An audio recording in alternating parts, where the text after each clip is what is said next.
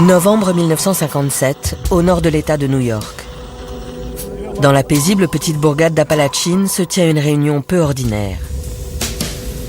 Dans le jardin de l'un des plus riches habitants de la ville, un groupe d'hommes d'affaires élégamment habillés se régale de plusieurs dizaines de kilos de bœuf.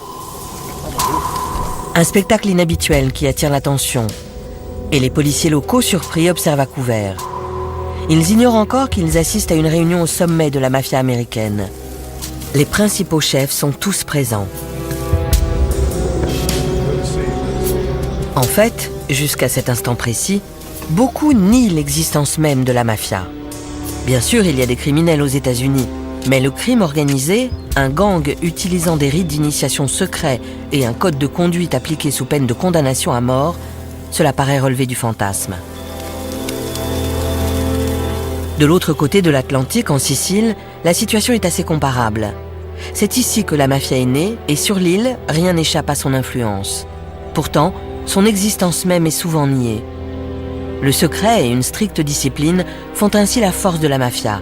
Une force qui ne connaîtra bientôt plus de frontières.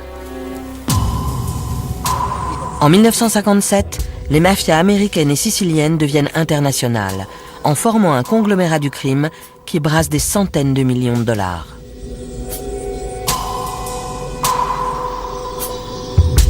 C'est le début de la guerre contre le crime organisé. Une guerre qui va s'étaler sur près d'un demi-siècle, forçant les États-Unis et l'Italie à finalement affronter la terrifiante conspiration criminelle qui se développait en leur sein.